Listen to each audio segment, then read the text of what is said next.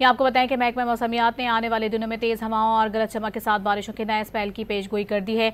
मरतूब हवाएं सिंध और मुल्क के बालाई इलाकों में दाखिल हो रही हैं।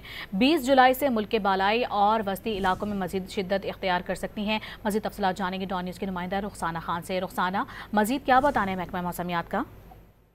जी बिल्कुल, महकमा मौसमियात ने आने वाले दिनों में मुल्क के मुख्तलिफ हिस्सों में तेज हवाओं और गरज चमक के साथ बारिशों की पेशगोई कर दी है। महकमा मौसमियात के मुताबिक मरतूब हवाएं सिंध और बालाई इलाकों में दाखिल हो रही हैं। 20 जुलाई से मजीद शिद्दत इख्तियार करेंगी। 21 जुलाई से मगरबी हवाओं का सिलसिला मुल्क के बालाई इलाकों में दाखिल होगा। महकमा मौसमियात की जानिब से जारी करदा एडवाइजरी में बताया गया है कि 18 से 20 जुलाई के दौरान फिरपासगढ़, उमरकोट, मीरपुर खास और हैदराबाद में बारिशों में तवक्की है। इसके अलावा कराची, जैकबाबाद और सखर समेत दीगर इलाकों में भी बादल बरसने की पेशगोई की गई है। 21 से 25 जुलाई तक खैबर पख्तूनख्वा के मुख्तलिफ इलाकों में बारिशों का इम्कान है। चित्राल, दीव, सवात, चांका और मानसेरा में नदी नालों में तूफानी का भी खतरा जाहिर किया गया है। 18 से 25 जुलाई तक बलूचिस्तान के शुमाल, मशरकी और जनूबी अजला में भी बारिशों में तवक्की है। महकमा मौसमियात के मुताबिक 20 से 25 जी, जुलाई तक पंजाब, इस्लामाबाद, कश्मीर और गिलगित बल्तिस्तान में भी बारिशों की पेशगोई की गई है। और इसी दौरान जो है वो नशीली इलाके भी ज़ेर-ए-आब आ सकते हैं। पहाड़ी इलाकों में